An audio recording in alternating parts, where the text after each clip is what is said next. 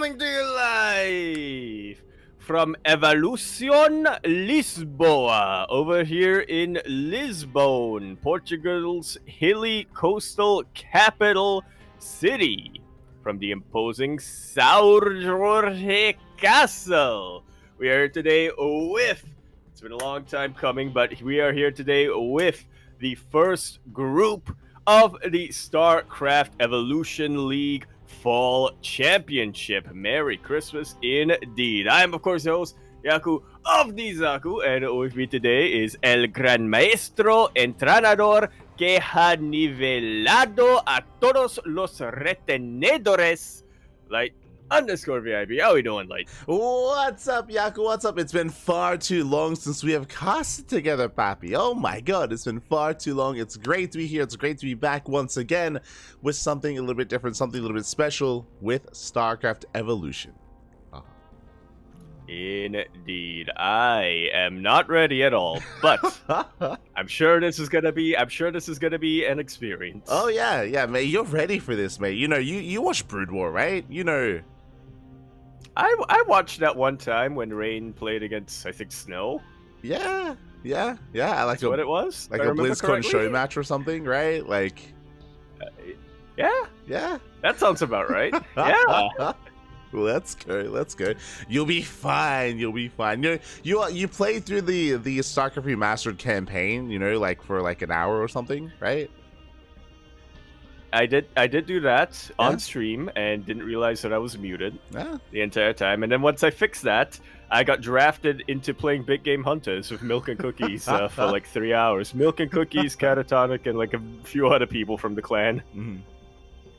So really, you're the expert. I know a little bit. I know about Brood War. Yeah.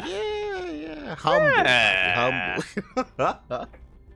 So yes, we are back, of course, and for those that are curious what the hell is going on, of course, we've been covering the StarCraft Evolution League over the past couple of months. It has all been leading up to the StarCraft Fall Championship, and we're going to be going over the group stage here day after day after day after day. We have today Group A, of course, followed by Group B, Group C, and Group D. Over the next week, we are going to be covering all of these matches.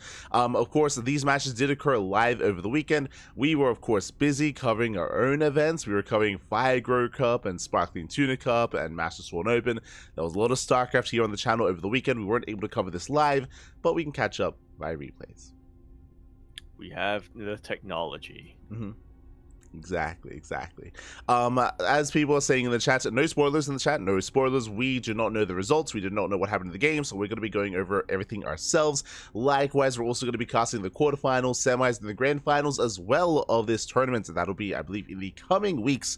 For now, though, we're focusing on the group stage. And speaking of the group stage, we can switch our scenes over and have a look at the bracket, have a look at the group, and we have quite a number of players here ready for us. Oh, yes. Specifically 4. Oh, yeah. To be precise. At least for today. We indeed have SHIN, who was kind of the breakout player, I would say, coming into SE Evo, the champion of the first weekly, if I remember this correctly. Kiwian, who hasn't really been as active as SHIN, at least when it comes to participation, although he has been signing up for a couple more SE Evo weeklies in the past couple of weeks, and also just has been really passionate and really interested in the mod itself, has been casting a lot, has been making content for it, even though he hasn't been as competitive, I would say. Mm-hmm. Rebellion, another player who has been very active and has signed up a lot. And then, of course, finally, Mana, who hasn't really been able to sign up for too many of these SC Evos, but has played in a lot of show matches, most notably in the Chicken Lord show match back in WTL 2024. Oh yeah, exactly. Coming into this, I would actually say SHIN is maybe the favorite player to win the entire tournaments. It's kind of early to say that, but I mean, SHIN, he is one of those players from SE2 that did adopt StarCraft Evolution quite a bit, who is quite competitive, very competitive in it, and I feel like whenever he signs up for a weekly, he wins it. You know, like SHIN, he is a dominant force in the region. He's also been doing quite well in StarCraft 2. Likewise, you know, we even today, fun fact, I mean, we did just cover the Pico Store Monday, and I mean, Shin's been popping off. So Shin, he is a beast. He's the one to beat, and we'll see who can bring him down. As you mentioned, Rebellion is also very active. I would say Shin and Rebellion are favored coming into this, but I mean, as you mentioned, Kiwian, he's been casting a lot. He is definitely a threat to these players, and Mana is going to be a wild card as well, because we don't know how much of this game Mana's been playing. Yeah. But he did avoid the curse of the Chicken Lord. True. Or the Chicken King. So yeah, he's definitely got a minute here to make it out of group stage and into those playoffs. Oh yeah, exactly. He definitely can bring it back and bring it home. So we are going to be jumping into our first series of the night, the first of many. Up first, we have Shin versus Kiwian. Indeed, we do nice little TVZ to kick things off. And we're about to find out who starts as a Brute War player and who starts as the SE2 player. Sure. We're going to be starting on Whispers of Gold. Oh yeah, this is of course one of the new maps in the up-and-coming map pool in the PTR. So this is going to be an SE2 map, but of course we can get into some of the ported Brood War maps later on down the line. I'm sure we're going to be embracing some island maps. I hope. I don't know if they made it to any of the vetoes, but fingers crossed. We shall find out. And here we go, kicking things off here on Whispers of Gold over here in the bottom right. Yeah, it technically is bottom right. Yeah, even though it's not at the bottom or the right. Kicking things off on the bottom right, we have our red Terran player with the Brood War units and buildings. By the looks of things, he is going to be coming down from the land of Korea. You may have known him as Top or TOP, but right now he's known as Kiwian. And spawning in the top left-hand corner, we have the South Korean Zerg player, the Blue Zerg representing Gaiman Gladiators. It is Shin.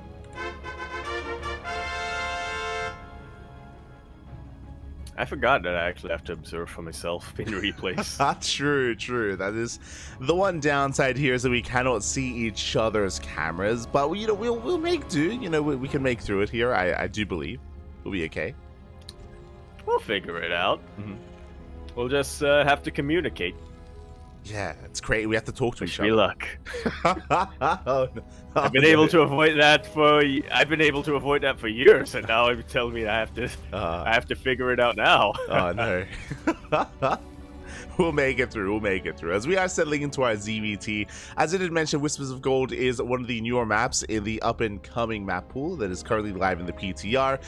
Some of the big features of this map is the rush distance by ground is quite short, so this map does favor aggression. We've seen a lot of 2 base all-ins, a lot of 3 base all-ins, 8 Raxes, like 6/6 drone, like roach all-ins, for example. A lot of aggression can be favored here, and I'm sure our players are willing to embrace that as well. What I will also say is that I believe this map is new to the map pool of StarCraft Evolution as well. The StarCraft Evolution map pool has been updated over time, and yeah, I don't know how much time our players have had to actually play on this map, specifically here for this mod. Yeah. I mean, that's why when we load into this, my main thought was, we're coming into a StarCraft 2 map. That means that the StarCraft 2 player, or the player with the StarCraft 2 units, is going to be the one that's favored, right? Yeah, I think that's definitely something that you can glean from this. I'm sure Shin has played a lot on this map, especially in all the PTR tournaments that we've been hosting and casting, so that would make sense as he is moving out across the map. So far, just Hatch Gas Pool standard open out of Shin. Meanwhile, across the map, we do have Kiwian embracing, not Bio, but Mech. Yeah, that's a double factory opener to kick things off with. Does get a couple of safety marines, but other than that, this is... I'm digging deep into my limited Brute War knowledge, but I feel like this is what we see a lot more often in Brute War than we do in StarCraft 2. Oh yeah, Mech is Vultures. definitely... you know the name, but you know. Let's go. But as you're saying, Mech is a lot more viable, or I say viable, it's a little more prominent in Brood War. Bio as well, but Mech has its place. We are researching spider mines, of course. We are getting into our Vulture upgrades, into mass Vulture production initially, and Vultures, they're Yeah, they have a really interesting role here in this matchup as well. For map control, they can harass, and they can also set up quite nicely here with their minefields. Yeah, they're kind of like the Hellions of Root War in a way. Yeah, but better. Yeah, better when you research spider mines. True. So I'll put it. They are. Oh, I have seen some clips in the past, or I have seen some clips in Brute War, not specifically in SEL, but yeah, clips of spider mines being basically widow mine drops, but even better, just completely shredding a mineral line. Yeah, they can do well for themselves. We already have our first couple of spider mines being thrown down outside of the natural. The vultures do move out across the map as well. The queens are in position though to zone the way, and already the first vulture is going to be going down. But the spider mines are set up, and we'll see how well they can connect. Oh my god, jeez. That was one spider mine. That was one mine. Jesus. You're like, why can't widow mines do that? I mean, that was against roaches as well. Unironically. Like, exactly. Widow mines need a buff. Oh my god. The power of the Spider-Man. Like you can see here, though, again, they are a one-time use, and we do see Shin baiting out some of those Spider-Mines with those links, so he is slowly dealing with them, but did, find that out quite aggressively here with that first Spider-Man to the face. Yeah, I guess it makes sense for Spider-Mines to deal that much damage. They are that much more expensive. They do not regen like a Widowmine does, and vultures don't regen them either. They can shoot out one Spider-Mine, or no, I think 3 Spider-Mines, and that's it. If you want more, you have to make more vultures. Oh yeah, and more vultures, they're coming. They are coming. Behind this, I don't know if you saw, but siege mode was being researched as well. As a reminder, tanks have to learn how to siege up. They don't just come out to the factory knowing how to walk. They got to learn how to stand up and stand tall. So that has also been done here for Kiwian. Yep. He is building up and, setting up that minefield. That's a lot of factories on 2 bases. Yeah. This is not something that would be advisable if you were playing StarCraft 2 Terran, but in Brute War. The mech units, they are a little bit more economical like that. Yeah, they are cheaper. They are cheaper, so you can make more of them here early on. So we already see map control in favor of Kiwian. On the side of Shin, we do see Roach Ravager. Roach Ravager is being set up, as we do see some Spider-Man shots going off on the Queens. But Shin just building up his Roach Ravager, getting to his upgrades, and so far is happily getting up to 4 bases. His economy, his workers haven't been harassed too much. Yeah, he's just been doing a really good job of kind of skirmishing back and forth with these vultures. Hasn't really allowed any of them to get into a mineral line, hasn't allowed any of them to throw around spider mines in a mineral line. Yeah, exactly. He's playing more defensively more than anything, so we could be here for a while. I will say that this map is not too conducive to turtling. This map is a lot more wide open in the center, and even at the 3rd base location, it can be quite difficult to defend. You can see just how wide open the area is to attack that 3rd base with the large ramp on the left, with the open space on the right-hand side as well, so it's going to be quite an effort for Kiwian to fully turtle up. Yeah, I'm looking at that large ramp into the 3rd. I'm looking at all the spider mines that are defending it, as well as the siege tanks. So, all I'm gonna say is, Shin, go up that ramp. We all want to see it. Oh no, he's thinking about it. Does think about it. So far, the tanks, they will zone the Roach Ravager away for the time being. Likewise, just committing here to just mass vulture tank. That is going to be the composition of choice so far for Kiwian. Likewise, the spider mines, their range is a little bit shorter here, and the Roach Ravager is going to be able to clean this up alongside that detection with the overseer. The spider mines, they are being shut down. Yeah, I forgot that they're only against ground. So yeah, this overseer, it can just fly over them, without any worry. It gives Shin a lot of visibility, a lot of vision on top of Kiwian's army, who doesn't have any anti-air, now that I think about it. Hasn't made any Goliaths or anything. Yeah, no Goliaths, no anti-air whatsoever here. Meanwhile, do you see what I see on the production tab here? It's going to be Roach Ravager initially, but Shin is now going into Swarm Host. Ooh. Now, correct me if I'm wrong, like, spider mines, they do friendly fire, right? I believe so.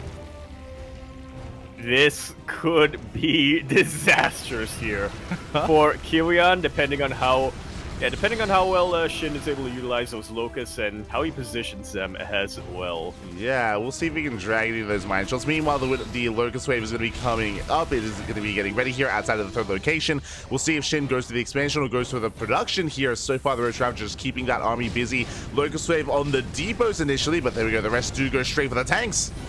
Oh. And they're making short work of them. A little bit of friendly fire from those tank shots as well. Maybe taking that out, but now the locusts have been spent, and all of these swarm hosts just sitting ducks. The vultures are having a field day. Yeah, they take down one, they take down two of those swarm hosts. Unlike Hellions, vultures, they are a little bit more speedy. They can also dive on units like the swarm host. So a nice little punish here from Kiwian, but now this position is that much weaker. One of the tanks went down, the bunker went down, the spider mines as well, and the Road Ravager is gaining ground. Yeah, StarCraft Brute War Siege tanks, not as beefy as StarCraft 2 Siege tanks by the looks of things. Yeah, they are setting up another locust wave coming in towards the left-hand side. They get on top of the tanks! Oh my god! Beautiful flank coming out here from Shin. Taking out the entire left-hand side of this army as the Roaches and Ravagers clean up everything else. Yeah, exactly, the boys he's got to forfeit this third. Yeah, the boys are being pulled in a moment of desperation, but so many SCVs are going to be going down, and again, that locust wave was brutal. Honestly, it almost looked like the tanks did more friendly fire than anything. Like, so many of the tanks went down, they just got annihilated by that tank friendly fire, and with that, Shin has broken the third base, and now there's not really much left here for Kiwian. Yeah, 27 workers have died, but he's still ahead. Surprisingly, he doesn't really have the production to keep this back. He's trying to build, I think those are not scouts, Terran scouts, Wraiths, to try to deal with the ground army. But Valkyries. There's Valkyries. Valkyries, yeah. not Wraiths. I mean, Wraiths still exist in Brood War, but those are the other ones. That's like yeah, Valkyries. That's they are the Brute War Banshee. Yes, yeah, true. There you go. There you go. Valkyries are the Brute War Viking. Exactly, as Roaches, they bust into the actual GG gets called as a Kiwian does barely not have enough, and Shin will take game number 1. GG, nicely done. Honestly, looked pretty dicey for him for quite some time over there.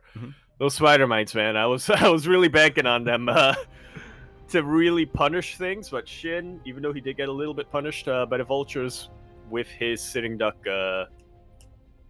swarm hosts, he was able to figure that out very quickly and set up a bit more of an effective flank for round 2. Definitely, and this also goes to show like the impact of the map itself. I mentioned before that Whispers of Gold has a shorter rush distance by ground, and a lot of those bases are wider open.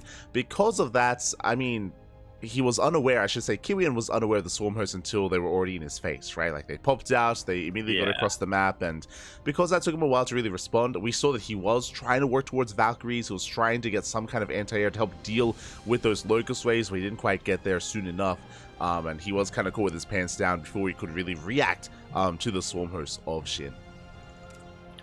Yeah, that's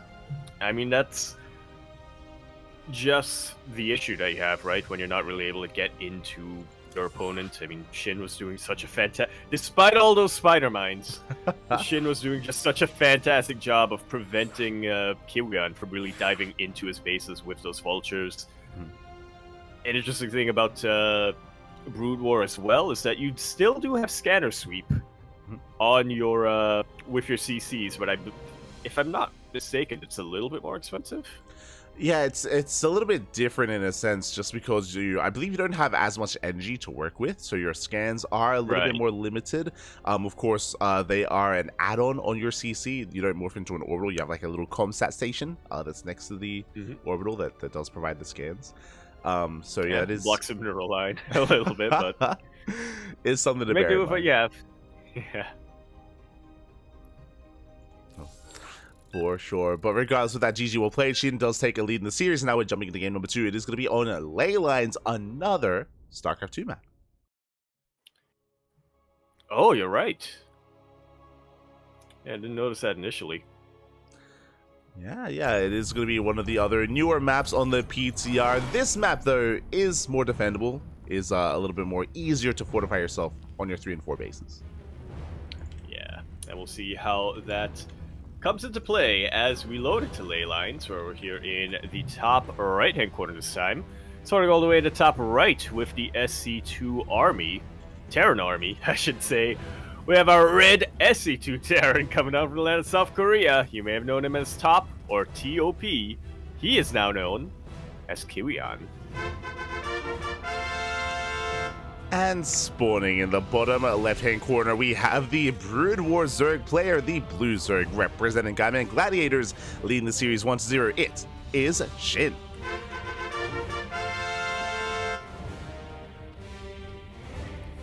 Now, I don't know if it's just a novelty light, but yeah, I do feel like my eyes tend to be more on the Brood War player each time. Yeah, of course. Yeah, I mean, they're different, right? Like, it was on Kiwian, yeah, now I'm looking at SHIN. Yeah, I mean, it's one of those things where it's similar, but it's not quite the same, right? And that's what I find that's really fascinating about casting StarCraft Evolution. Yeah, it's like if you're somebody who's used to having the classic skins in SE2, you might have been mistaken and be like, oh, that's neat that they're also using the skins that I use. But I was like, wait a minute, these are different units. Yeah, and it's just fascinating to see like what's different about them and how they play differently as well, and how they adjust to, I mean, the meta or to SE2 armies. Is really cool to see. Something that I should bring up, I guess, coming into this is, one, as you can see here at the natural, macro hatcheries are not just common, they're necessary here for Brood War Zergs because queens don't exist. So you need that extra larva, you need those macro hatcheries to actually sustain yourself and actually produce an army. I think that was the reason why I decided I prefer playing Zerg in Brood War. Again, in my like 3 hours total of playing Brood War, I was like, oh, Zerg is so much more straightforward than the other two races. Or rather, I should say Zerg is so... I feel as though Zerg is the more similar race between Brood War and StarCraft 2 compared to Terran and Protoss. I mean, Protoss especially. StarCraft 1 and StarCraft 2, they might as well be two completely different factions when it comes to their playstyles. 100%. Like the warp gate and the warp-in mechanic is just so different. I mean, it's not existent in Brood War. So yeah, we'll see how this all comes together here. You can also see the different model of the Zerglings. You can see the lings there. They're quite different. They're bipedal. Oh god. Or they look bipedal. They're not actually. Yeah. They don't. Oh no, they are bipedal. I think so. Or are they? Wait. They need to stop. It's like, stop moving. It's like, stand still. We're not going to look at you. Aye. I believe they are bipedal. They're also featherless, so you know what that means. Oh. Does that mean they're not more accurate, or? No, they're featherless bipeds. Ah, there you go. That means they're human. Confirmed. What in the hell happened between Brood War and StarCraft 2 that they evolved 2 more legs? I mean, you know, for Zerg, like it's all about evolution, right? Like they, you know. True. But the primal Zerg should have been like this, right? Like they should have been. Yeah, they should have been more Velociraptor-like. Exactly. They went from being Velociraptors to being dogs. I don't know if that's an upgrade or a downgrade. I mean, now they can no longer open doors. True. Anyway, Shin's going into Muta, by the way. He's Ooh. Yeah, so 2-base fire. Yeah, 2-base Muta. 2-base Muta, which, funnily enough, I mean, it's still fairly... You see it a couple of times in StarCraft 2, but this is way more common in StarCraft Brood War as well. Now, something to keep in mind, since we are on the SC2 engine, you don't need to have an Overlord in your selection. True. There you go. Something that was required previously to be able to stack your mutas. Alas, that is no longer required here as lings do move out across the map. Now, what's important here is that, of course, Kiwian, he's playing the SE2 race, and he is getting into his 2-1-1. Stim is on the way, is already moving out across the map. So we do see that Kiwian is going to be quite aggressive here, and going for a 2-on-1, going for a Stim timing here can actually punish SHIN. Yeah, that armory's about to finish up, and these Hellions are about to turn into Hellbats, or possibly Firebats if we want to be, if we want to stay in theme. Yeah, I mean, the Hellbats are on the way. Mutas are in production. Mutas, though, they do not do well defensively, though. They're amazing at harassing and getting across the map. Lings, likewise, they avoid the army, but back at home, can SHIN hold? Well, we're about to find out. Stim has finished up here for Kiwian, and yeah, these mutas, they don't seem too long for this world. If I remember correctly, they're even more fragile in Brood War. Yeah, I mean, these mutas, I believe, if I remember correctly, they don't have regen, do they? I believe they do have regen, but they are slightly different to the SE2 mutas, as they do collapse here on top of the army. He's down on top of the Marines, and can they focus them down? Up! Oh, the sunken colony's coming in clutch, and will be able to allow SHIN to hold. Yeah, they put in so much DPS there. The Hellbats get cleaned up. The mutas, they survive. They move out across the map. And with that, SHIN, he has held. He has gained map control. He did lose his third. His third base did go down, but he does hold. Yeah, and that's all you can really... And that's all you really need for now. Just hold and live another day. These mutas, they did survive, and I don't see any E-base here, Light. We do have a couple of Widow Mines finishing up, and... Alright, the Marines are getting into position. We'll see what SHIN's able to accomplish with these mutas. Yeah, for now, it's going to be forced back because we do see a Hellbat drop into the natural, sorry, into the main. Going for the middle line. Oh my god, one big volley goes off here on the drones, but the others do manage to escape in time, and the Hellbats are cleaned up. SHIN, he defends, he moves out across the map. If I remember correctly, I believe these mutas, the brutal mutas, they have one extra range compared to SE2 mutas, but I believe they are more fragile. So there's that kind of give and take between them. Yeah, they seem a bit slower, but I'm not sure if that's just the animation. Yeah, could be animation there. Could be. As mutas, they do get across the map. Turrets are finishing up though, and we do see that SHIN, he will lose one muta. Up. Oh. He will lose. Okay, just one muta for the time being. I was able to get that Widow Mine just at the end. 2 mutas, 3 mutas now falling, and yeah, all these Marines starting to clump up. These mutas, they cannot sustain a prolonged fight. They really cannot. 6 mutas did go down, so that was a lot of losses here for SHIN. He has to be much more careful here with the muta controls. He has let out so much already. The mine shots up. Oh. 2 of them will go off, and it takes out just a couple more mutas, 2 more to be specific, and the rest of them just so damaged. Yeah, they are battered, they are bruised, they have to back off. Throughout all this, SHIN has been droning, has been saturating his third base, but he has also been losing some too many mutas, though. That's the problem here. He's been bleeding out a lot. He has not been able to hit any kind of critical mass of mutas to actually fight the Marines. Yeah, he has to back away right now, and once again, the tables have turned. Kiwian not looking to go on the offensive. +1 about to finish up for him. He wants these Mutalists so bad. He knows that he can just stim them down and take them out. Oh, the Lunkers! Hold position! The Lunkers! Oh my god! Hold position, then I forgot that they were also in Brute War. The PTSD is coming back. That was absolutely brutal. Yes, so very nicely done here by SHIN. The whole position of Lurkers on the ramp. He shuts down the Marines, chases this back home, and he's going for a massive counterattack. Yeah, he's got the Lurkers as well, the Hydras obviously, to act as a little bit of a frontline unit. Mutalisk's gonna do whatever it can to soften up the ground army, while the rest of the units, the Lurkers, the Lings, get into position. Yeah, and he just dives straight on in. He goes for the kill, goes for the throw, busts into the natural, and just like that, so much momentum just stripped away from Kiwian. He's here with the production. GG gets called, and SHIN will take the series 2-0.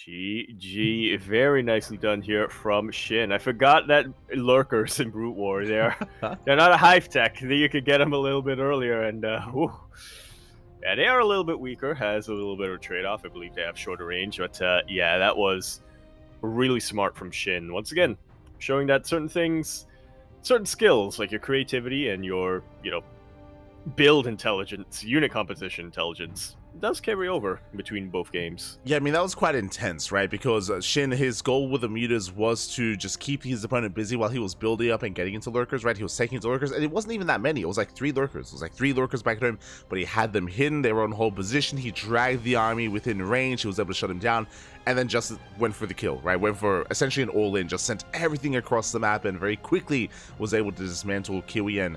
And with that, SHIN showing us his skill, not just in SE2, but in SE Evo as well.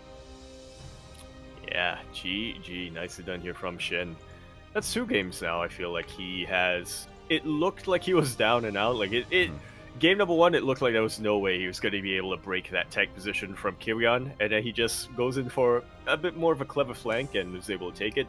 Game number 2, it looked like he was just perpetually behind. Kiwian was gearing up for a 2-base all-in. I think he had like only 35 SCVs for quite some time. He was gearing up for it, and honestly, he would have won if not for those 2 lurkers that SHIN was so patient with. Held positioned until they were right in the ripest position to get ruptured. Oh yeah, exactly. Really patient play there by SHIN, lured him in, set up the trap, and then did spring it. So GG, SHIN does advance on to the winners match, but we are here to find out who will face off against him in that series here, as we have 2 other players in Group A. Yeah, which Protoss player is going to face him? As next up, we're going to have Rebellion versus Mana.